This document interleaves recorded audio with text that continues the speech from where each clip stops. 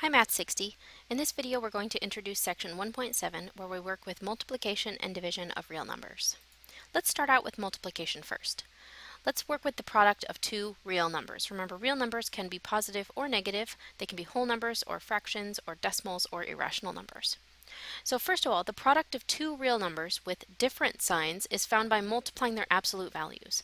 The product is going to be negative. So multiplying two real numbers where they have opposite signs will give you always a negative result. The product will always be negative. Alternatively, the product of two real numbers with the same signs, either both positive or both negative, is found by multiplying their absolute values and the result will be positive. Again, a product of two positive numbers is positive, a product of two negative numbers is also positive. Finally, the product of 0 and any real number is 0. So for any real number a, when you multiply a times 0, you get 0, and when you multiply 0 times a, you're going to get 0. Again, because multiplication means repeated addition, this property down here with the multiplication of 0 makes sense because what it says is you're taking a copies of 0, which is still 0, or 0 copies of a, which is still 0. Let's look at an example. So if we're going to be multiplying these two numbers, remember the parentheses here imply a multiplication. We're saying 9 times 5. Both of those two numbers are positive. The result should be a positive answer then because they are the same sign. These two numbers have the same sign, both positive, so the answer is a positive number. And 9 times 5 is 45. Alternatively, here if we have negative 2 times negative 3, they are the same sign, but they are both negative.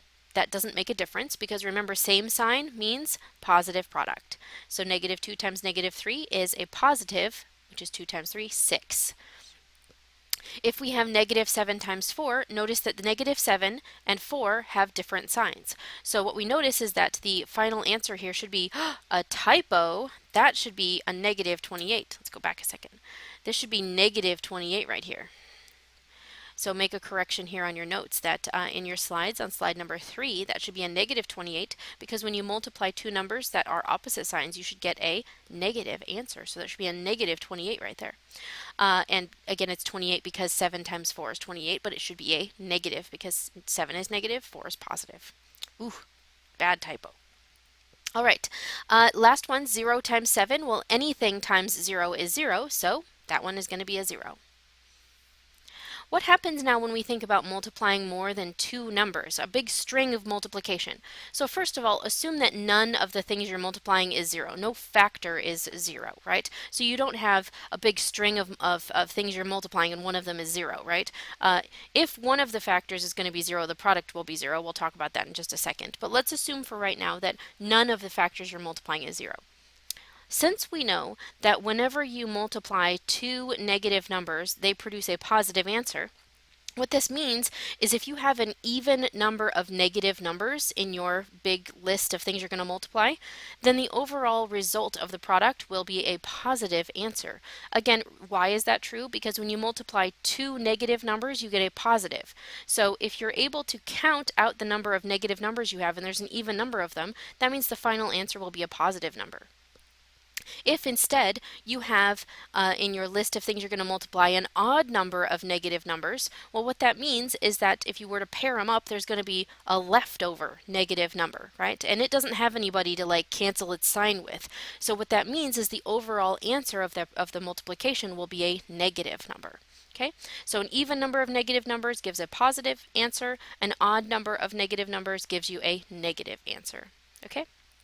The multiplication is performed by, again, multiplying the absolute value of the given numbers and then assigning the correct sign.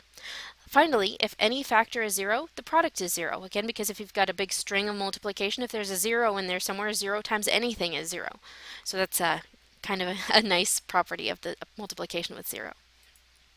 Let's try an example. So this is an example of when we have a big list of things that we're going to multiply, right? Multiplying more than two numbers. So we've got negative 3 times negative 5 times 2 times negative 7.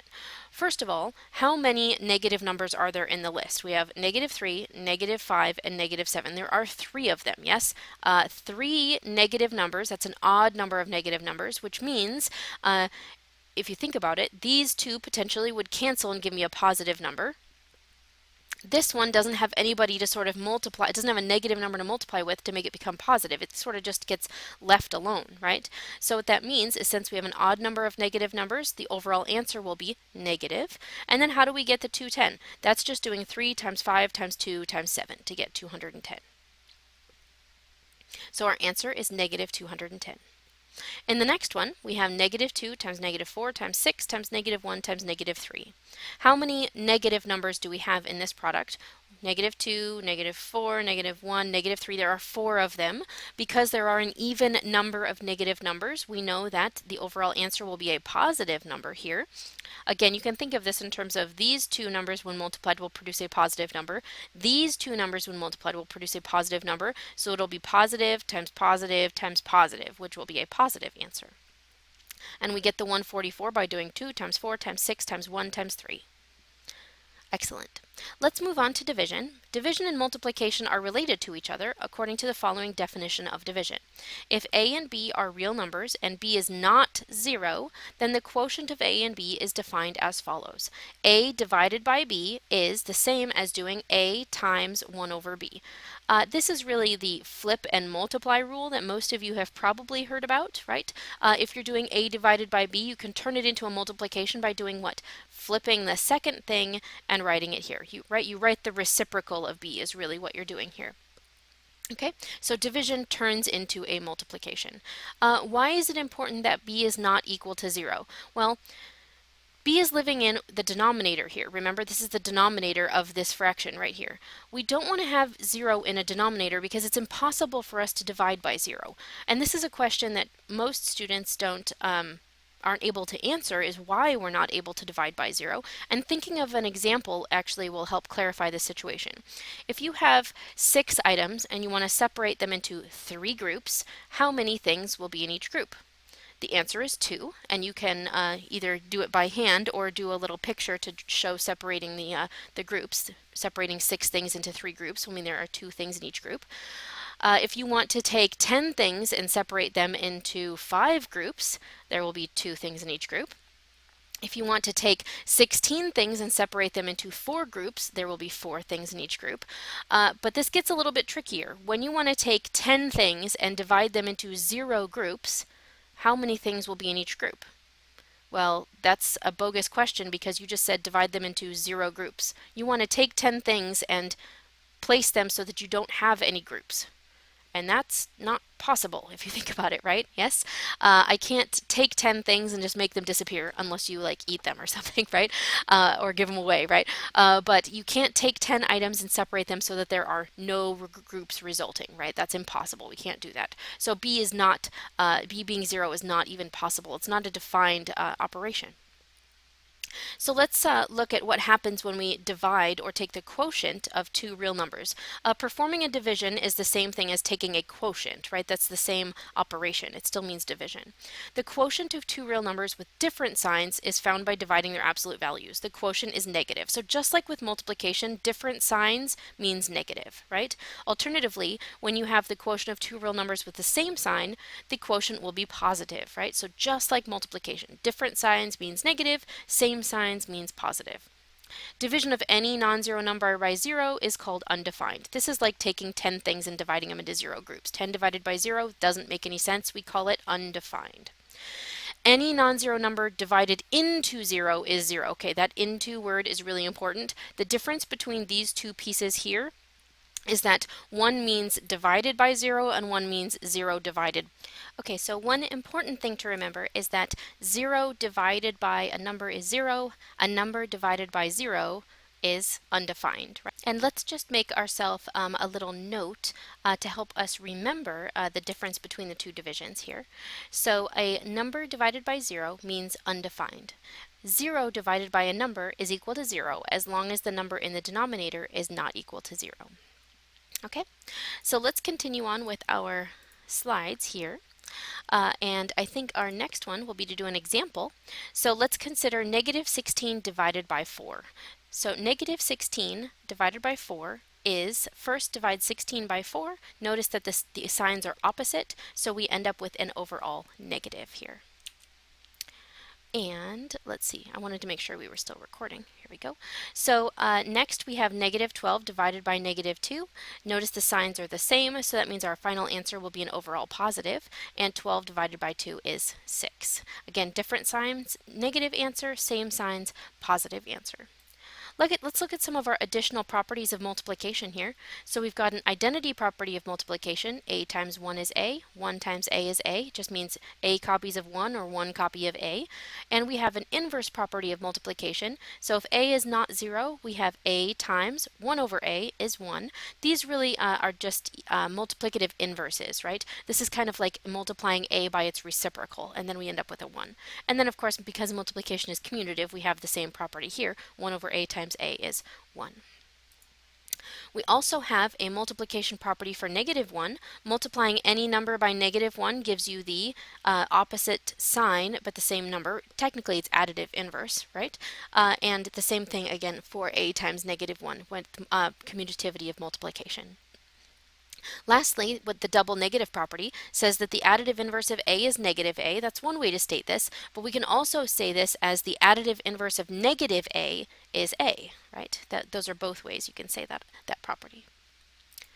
All right, when we have negative signs and parentheses, we've worked with this just a little bit with the distributive property, but we just officially state it here. So if a negative sign precedes a parentheses, remove the parentheses and change the sign of every term within the parentheses. So examples are here.